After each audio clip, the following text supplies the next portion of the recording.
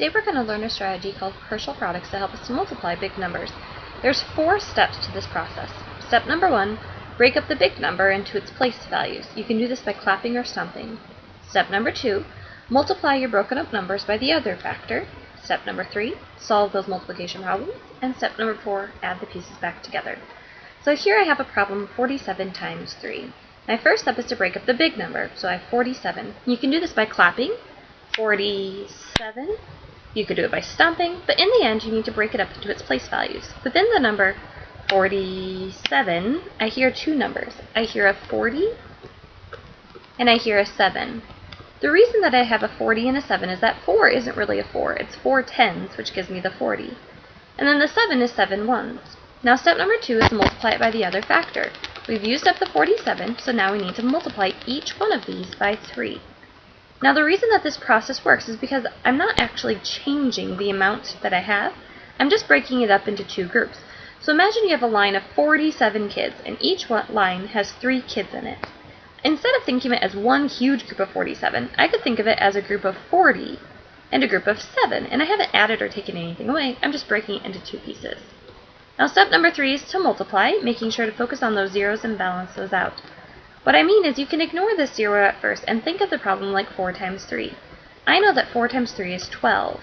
But my original problem wasn't 4 times 3, it's 40 times 3. This is multiplied by 10, so my answer needs to be multiplied by 10. And when you multiply by 10, you add a 0. I can check my zeros by saying on this side of the equation there's 1 0, and on this side of the equation there's 1 0. Now I have 7 times 3, which is 21. You want to be careful when you're writing it to make sure that your 10s and your 1s are lined up. So I put my 2 in my 10s column and my 1 in my 1s column.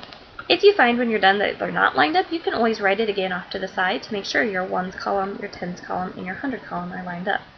Now your final step is to add. 0 plus 1 is 1, 2 plus 2 is 4, 1 plus nothing is 1. We just found that 47 times 3 is 141. Now it can look a little bit more intimidating when you have a 2-digit number by a 2-digit number, but it's the exact same process. You break up the big number first, clapping or stomping can help, and then you multiply by the other number. The problem is at this point you still can't solve them, so you're going to repeat steps 1 and 2 until you finally have enough equations that you can solve. So step number 1 is to break up the big number. I still have 47 as my big number. When I break it up, 47, I hear a 40 in there, and I hear a 7 in there. Step number 2, multiply it by the other number, by the other factor. My other number in this case is 32. Now before you get nervous, I understand we don't know how to do 40 times 32, or even 7 times 32. So what we're going to do is we're going to break it up again. We're going to follow those first 2 steps. So I like to kind of draw a little line to make sure I'm remembering this is step 2. I'm doing it over again. Well, now I need to break up that 32. Each one of these equations is going to get broken up twice, so I go ahead and draw these little arrows to help me to remember that. The 47 has already been broken up. It's already done its job. It doesn't need to be broken up again. So the 40 and the 7 is just going to be transferred over. Notice on this one, the 40 is going to go into this equation, and the 40 is going to go into this equation. And then down here, the 7's done his job, so the 7's going to go into this equation, and the 7's going to go into this equation. You're going to always have that pattern of that first number broken up, but the 2 numbers doubled. So I have 40, 40, 7, 7. Now step number 2 again, multiply it by your other number. This is when I get to do my breaking up. If I break up 32, I can hear 32. I hear a 30 and a 2. So this first 40 is going to get multiplied by the 30, and the second 40 is going to get multiplied by a 2. This way I don't get 2 of the same equations. I have 40 times 30 and 40 times 2. Now the same thing here. It's the 32's turn to get broken up. In 32, I can hear the 30 and the 2. Notice the pattern of that number broken up twice, just like it was broken up twice here, but this time it alternates. 32, 32. Finally, I can solve all of these equations, so I'm going to move on to step 3 where I solve my multiplication. We know that 4 times 3 is 12, but it wasn't 4 times 3, it's 40 times 30. There's 2 extra zeros here, so I need 2 extra zeros here. 4 times 2 is 8. There's only 1 extra zero in that equation, so I need 1 extra zero to balance it out. 7 times 3 is 21. There's one extra 0 in that equation, so I need one extra 0 in my answer. And then 7 times 2 is 14. Notice there's no zeros in that equation, so I don't need any zeros in my answer. Now I've practiced a lot, and so I got all my ones, all my tens, all my hundreds, and all my thousands lined up correctly. But you may need to rewrite it off to the side to make sure everything is lined up correctly. Finally, we just add. 0 plus 0 plus 0 plus 4 is 4. 8 plus 1 plus 1 is 10, so I can put down the 0. I carry the 1. 1 plus 2 is 5. Last but not least, 1 plus nothing is 1. We just found the answer is 1,504. Help me to solve this problem on your whiteboard. What's the first step? If you said break up the big number, you're correct. We can do that by clapping. Go ahead and clap it with me. 65. What two numbers did you hear? Did you hear a 60 and a 5? If so, you're right on track. Step number 2 says multiply it by that other factor. The other factor that we have is 39. Now I know that doesn't solve our problem. We still can't multiply 60 by 39 or 5 times 39.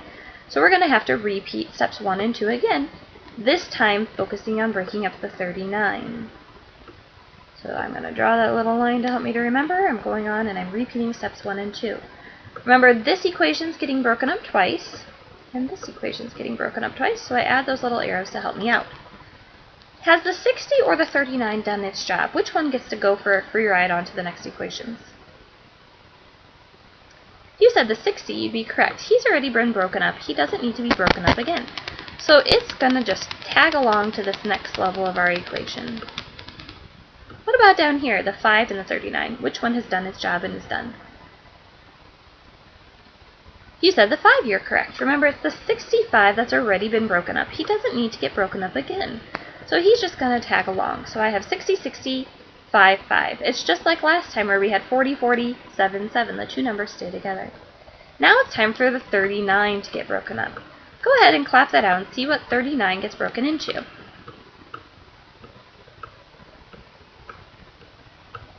You should have seen that it's 30 for those 3 tens and 9 for those 9 ones.